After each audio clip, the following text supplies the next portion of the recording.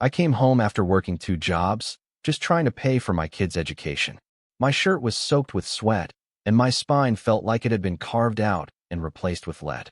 It was 9:47 p.m. The front door was unlocked. The house, silent, empty. "Melissa?" I called out, my voice already tinged with suspicion. No answer. The kids were at my mother's for the weekend. So where the hell was my wife? I dropped my keys and opened the Find My iPhone app. Her location pinged, 23 minutes away, in Bel Air. I froze. My heart started pounding like a warning bell. Melissa had no friends in Bel Air. At least not the kind she'd swim with after dark. I opened my old black duffel bag, the one she hated, and pulled out my old Army recon drone. Still working. Still fueled. A relic from a job I did overseas, when I actually believed I was protecting something. The mansion came into view. My drone circled overhead, sending a crisp live feed to my phone. There they were, her entire goddamn family. Her 2 brothers, her mother, and even her father, drinking mojitos and swimming in a pool that glowed like sapphire beneath the moon. And right there, in the shallow end, with her hands all over some smug-looking prick with a beard and abs sculpted by Photoshop, was Melissa, in a tiny red bikini I had never seen before. She was sitting on his lap. My blood turned to frost. The screen started shaking, but it wasn't the drone, it was me. I tapped her number. She answered on the second ring, giggling like I was her high school crush. "Hey, babe," she said, half drunk. "What's up?" I said. "You have 1 minute before a kamikaze drone crashes into the pool you're swimming in." The giggling stopped. Dead silence. Then her voice, sober, sharp, panicked. "You're watching me?" I didn't answer. I watched her look around. Her sunglasses flew off as she dove out of the pool. The others started screaming when they saw the red light flashing above them. The rich bastard stood up, confused, yelling something about legal action. That's when I hit the drone's speaker. "You sleep with a married woman. You swim with fire." 60 seconds. Everyone scattered. It was a stampede of slippery limbs and shrieking egos. Melissa slipped on the tiles and hit her knee. She screamed like she'd been shot. I didn't flinch. 30 seconds later, I remotely guided the drone down, fast, then pulled it up just 3 feet from the water. The wind from the blades sent waves crashing against the edge. Panic. Chaos. And her, crawling across the concrete, yelling into the phone. "You're insane, Jordan. You're king insane." I smiled bitterly. I ended the call. And that was just the beginning. When she came home 2 hours later, dripping with chlorine, hair plastered to her skull, makeup smeared like a bad horror movie, I was sitting in the dark, a bottle of bourbon in one hand, divorce papers in the other. She didn't say a word at first, just stared. She knew the game was up, but I wasn't ready to hear excuses. Not yet. "Sit," I told her. "We're going to talk." She rolled her eyes. Rolled. Her eyes. "What do you want to talk about, Jordan? You lost your damn mind tonight." That tone. That snark. Like I was the villain for catching her red-handed. That's when I realized I wasn't dealing with a person. I was dealing with a professional manipulator. Someone who could sleep with another man while I was working doubles to feed her and our sons, and still act like she was the victim. I didn't yell. I didn't throw the bottle.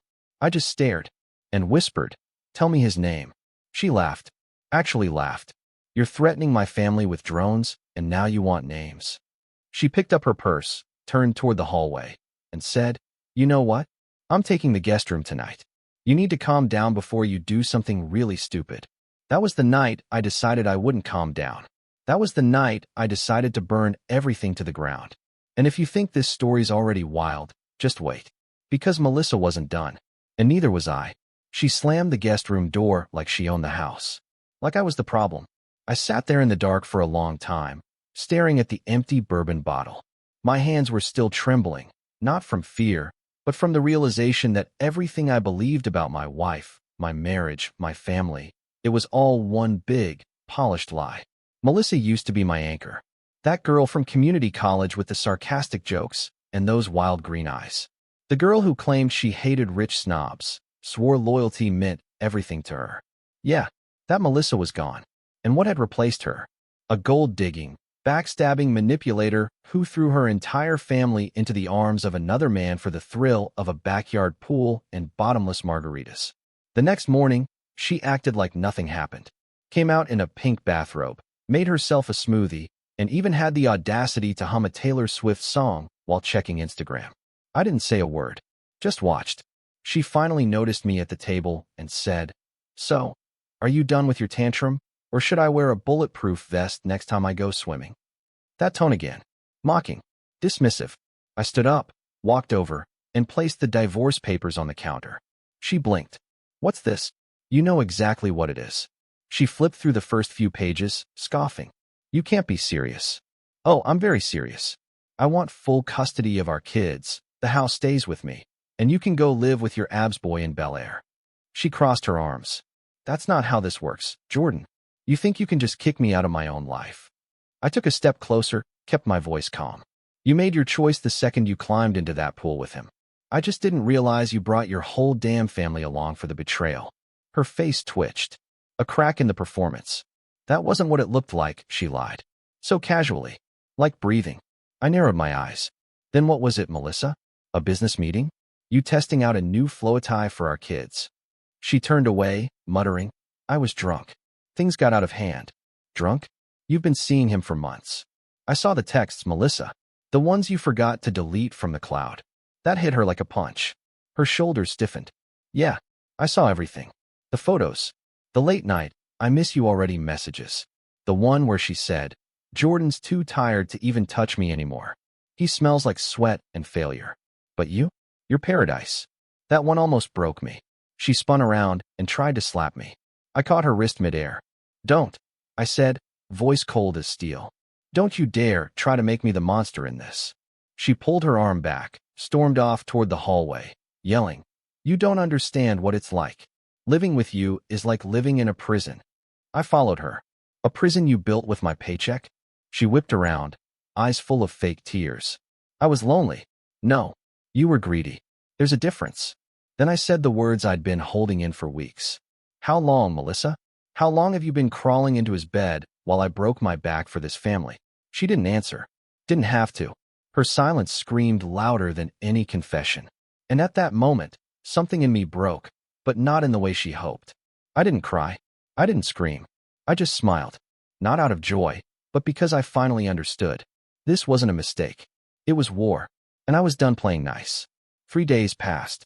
Melissa stayed in the guest room, slamming doors, making snide comments, pretending she was the one betrayed. Every morning, she put on a full face of makeup and left the house dressed like she was auditioning for a music video. No mention of the divorce papers. No apology. No explanation. I didn't push. I was gathering ammo. I had a feeling this wasn't just some random fling. Melissa wasn't built for casual betrayal. If she was cheating, it meant something. It meant leverage. So I did what I do best. I investigated. While she pranced around like nothing was happening, I hacked into our home Wi-Fi logs. Every device, every IP, every location ping, it all told a story. And guess what? Her affair wasn't new. It had been happening for over 6 months. The guy, his name was Brandon Cole. A real estate mogul. Owned 6 properties across California. Married twice, divorced twice. No kids. Net worth estimated at $12.7 million. And Melissa had visited his gated mansion more than a dozen times. During school hours, late evenings, even a weekend when she claimed to be visiting her sick aunt in Sacramento. Yeah, real sick. I found emails. Hidden folders on a second iCloud account synced with her old iPad, the one she gave to our youngest son. She never reset it. Rookie mistake. Photos. Voice notes. One video where she was giggling, sipping champagne, lying half-naked beside Brandon in a cabana bed. "I told Jordan I was getting a pap smear," she laughed. "But I guess this counts as one too." She laughed harder. He spanked her playfully. My blood boiled. I closed the iPad, left it face down on the table, and went outside before I threw it through the wall. I sat in my truck, gripping the wheel, trying to breathe. 6 months. 6 goddamn months of lies.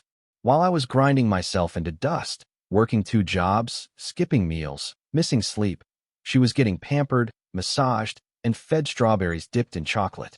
I wasn't angry anymore. I was focused. So I made a plan. I called in a favor from a friend in private security. Within hours, I had a file on Brandon thicker than a Bible. Turns out Brandon wasn't just a homewrecker. He was dirty. Tax evasion, shell companies, even a harassment settlement with a former employee. Nothing major enough for prison, but the kind of details that ruin reputations fast if they leak into the wrong inbox. Then I did something petty. I sent Brandon a package. Inside, printed photos of him and Melissa in compromising positions, a fake positive pregnancy test, and a note that read, "She's all yours now. Good luck with her version of loyalty." No return address. No fingerprints. I knew Melissa would get a call the moment he opened it. She did. That evening, she came home looking rattled, clutching her phone like it was the last lifeboat on the Titanic. I was eating cereal in the kitchen. Calm. Silent. She stood in the doorway. "What the hell did you do?" I looked up. "You'll have to be more specific." Her nostrils flared. "He's freaking out. Thinks I set him up." "You're insane, Jordan. You've gone completely off the rails." I took a slow bite of cereal. Maybe I have. Or maybe I'm just finally catching up to reality. She walked closer, eyes wide with fury.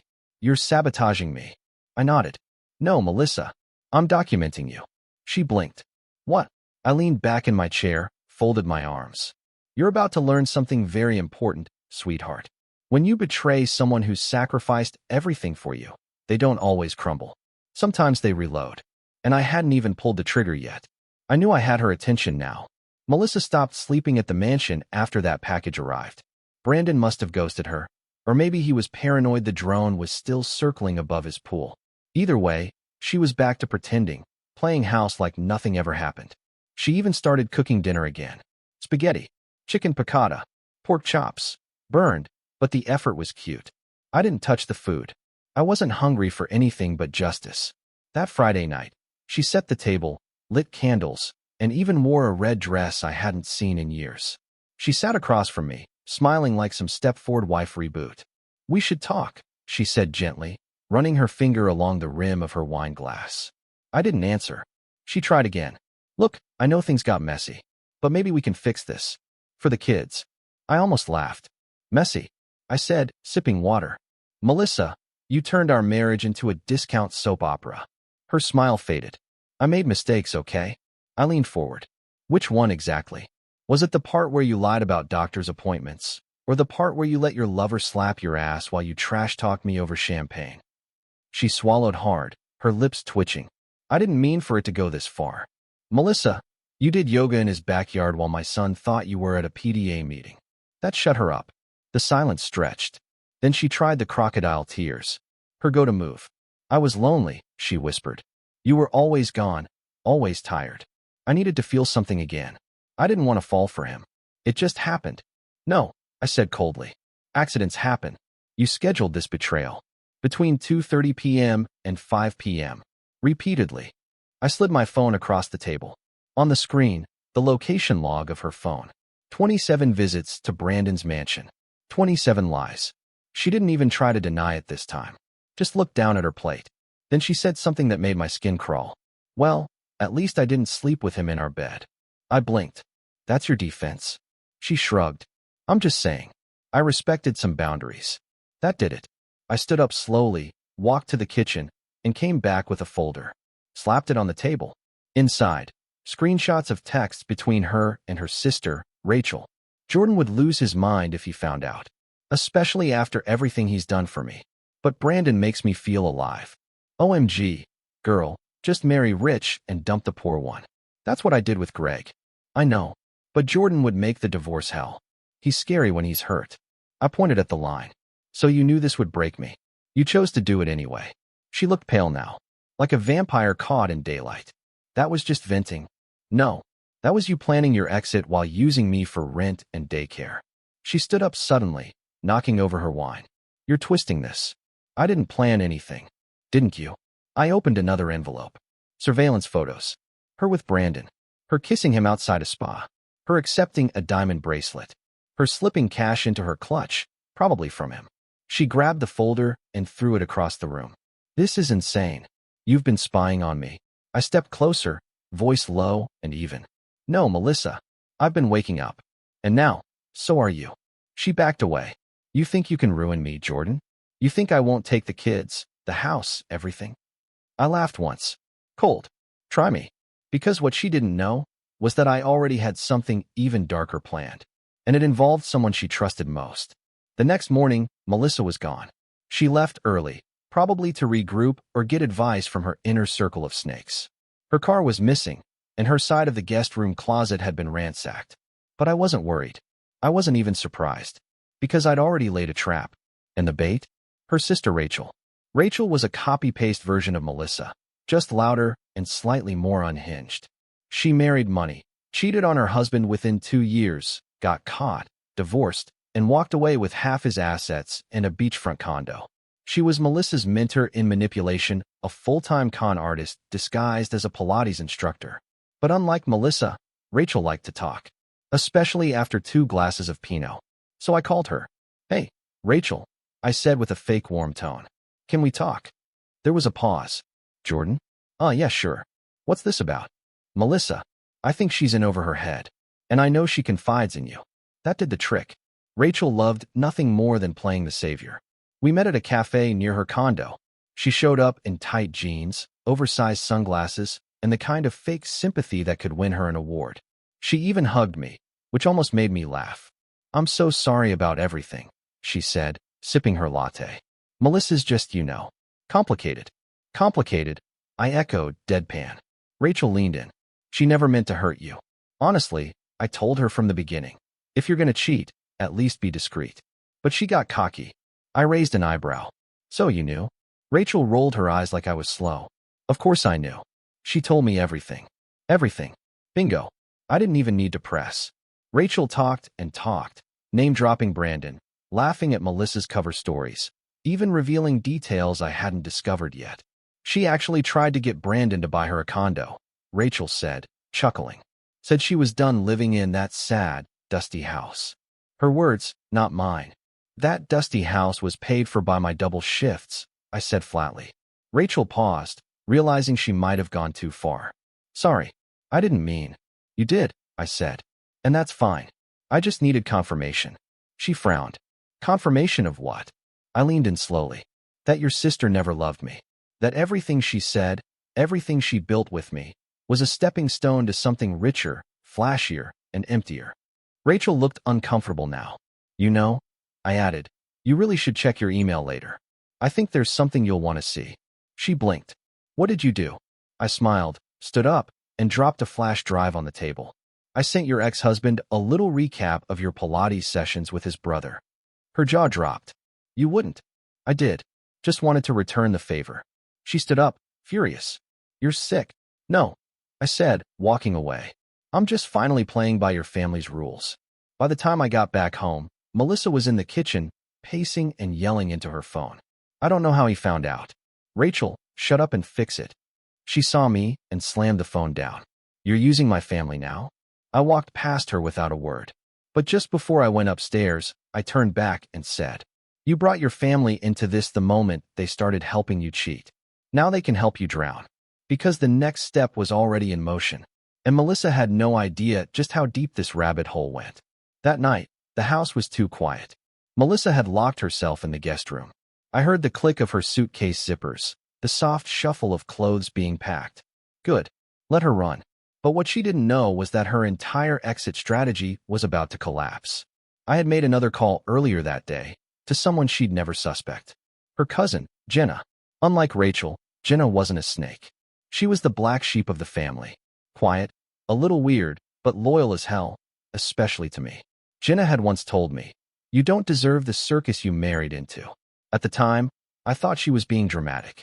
Turns out she was underselling it. At exactly 11:34 p.m., I heard the knock at the door.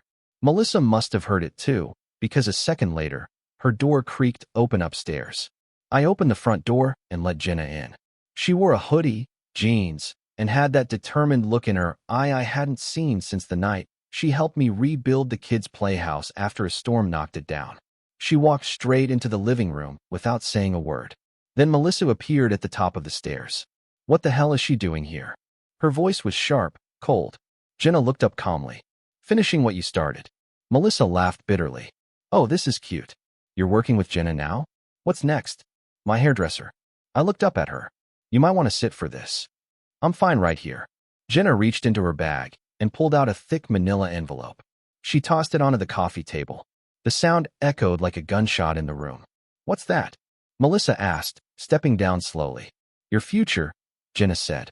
Melissa snatched it up and opened it. Her eyes moved fast, scanning page after page, then narrowing. Her voice cracked slightly. These are texts. Between me and Brandon. Jenna folded her arms. And screenshots of your bank transfers to an offshore account.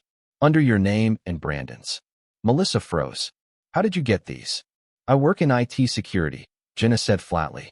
Something you forgot when you stole my laptop to create a fake PayPal refund for that spa trip. Melissa turned pale. I was going to pay you back, she whispered. Jenna laughed once. Oh, I'm sure. Right after you threw me under the bus for that fraud charge. I stepped forward. You've been siphoning money for months, Melissa. The spa trips, the new clothes, the girls' weekends. You were bleeding me dry while planning your golden parachute with Brandon. She dropped the envelope, her hands shaking now. You can't prove all of that in court. No, I said. But you'd be amazed what the IRS will believe when someone hands them a tidy report with highlighted evidence and an anonymous tip. Her face contorted. Rage. Fear. Panic. I'll deny everything, she hissed. You think they'll believe you over me? I'll cry in court. I'll talk about your temper. I'll say you're abusive. Jenna snapped. Enough. You ruined his life. You trashed your marriage. And now you're threatening to fake abuse? You've gone completely off the rails, Mel. Melissa took a step toward her. This is none of your business. Jenna didn't move. You made it my business the moment you dragged me into your lies. Melissa turned to me, breathing hard. What do you want, Jordan? You want me gone? Fine. I'll leave. I nodded. You will, but not empty-handed. She raised an eyebrow. You'll sign the divorce papers. You'll waive all claims to the house. I keep the kids. You walk away clean, with no court case, no IRS, no scandal. Melissa's lips curled into a bitter smile. You think I'm going to just agree to that? I looked her in the eyes, dead cold. I think you know you don't have another option. And for the first time since this nightmare began, Melissa had no words. Melissa didn't sleep that night. I heard her pacing, floorboards creaking. Her shadow passed under the guest room door again and again like a ghost stuck on loop. The next morning, her chair at the kitchen table was empty. I wasn't surprised. But when I left to take the kids to school, she was sitting in her car, engine off, windows rolled down, face blank. She didn't even look at me. I dropped the boys off and came home to find her still there, in the same position, like a statue with smeared mascara. When I opened the front door, she followed me inside without a word. She sat at the kitchen island, folded her arms, and stared at the floor. I'll sign it, she muttered. I poured myself coffee. The papers? She nodded. No custody fight? I asked cautiously. She shook her head. You'd win. You know you would. The silence that followed was strange. Not peaceful. Not hostile. Just two people who used to know each other sitting in a crater where their marriage used to be. Finally, she looked up. Her eyes weren't angry anymore. They were hollow. I didn't plan to fall for him, she said softly. You planned everything else. She flinched. I know. I stayed quiet. She added, Brandon made me feel powerful, like I wasn't just your tired wife with spit up on her shirt. I didn't respond, because nothing she said now would fix the 6 months she spent lying, sneaking around, letting another man touch her while I broke my body to build her future. She sighed. You were always too good, too calm. I think I resented that. Good, I said, a bitter chuckle escaping me. You thought I was too good? That's why you betrayed me. She looked down. It made me feel small, like I didn't deserve you. I blinked. Now that was unexpected. So you cheated to punish yourself? I asked, tone sharp. No, she whispered. I cheated because I wanted to feel like I had control again. Like I was still desirable. Like I mattered. I stared at her. You mattered, Melissa. Every damn day. I worked myself to the bone because I believed in us. You were the center of my life. And you set it on fire for a pool and a pair of abs. Tears ran down her face now. Real ones. But I didn't care. I watched them fall like rain over a grave. You know the worst part? I said, it's not that you cheated. It's not even that you involved your whole family. It's that when I confronted you, when I gave you a chance to be honest, you laughed in my face. She covered her mouth, like that memory physically hurt her. I was scared, she said. I didn't know what you'd do, so I turned it into a joke. Well, I said, that joke cost you everything. We sat in silence again. Then, quietly, she reached into her bag and pulled out the divorce papers. Signed. All of them. She slid them across the table. I'm sorry, she said. I nodded once. Good. She stood to leave, then stopped, her back to me. I never thought you'd be the one who outplayed me. I looked at her reflection in the glass door. I didn't outplay you, Melissa. I survived you. And with that, she walked out. The door closed behind her like the final page of a book I never wanted to read in the first place. But I was finally free. And the air in the house. It never smelled sweeter. The day after she left, I woke up at 6:30 a.m. sharp. No alarm. Habit, I guess. The house was quiet. Not that suffocating silence from the weeks before, but a clean, light quiet. No door slams. No fake coughing in the hallway to remind me she still existed. Just me. An air I could finally breathe. The kids were still at my mom's. I stood in the kitchen, drinking my coffee slowly, letting the sunlight touch my face like I'd just stepped out of a storm and into something sacred. Melissa was gone. For good. The papers were signed.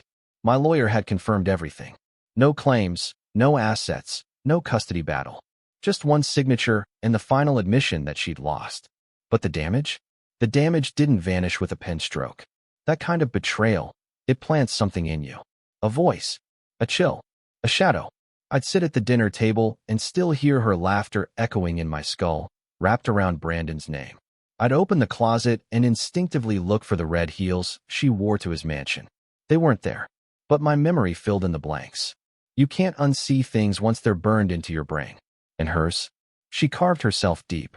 So yeah, I was free. But I was carrying the wreckage with me.